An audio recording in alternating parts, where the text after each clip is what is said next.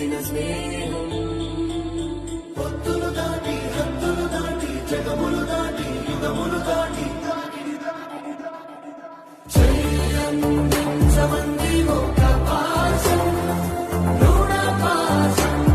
ఇది విలాసం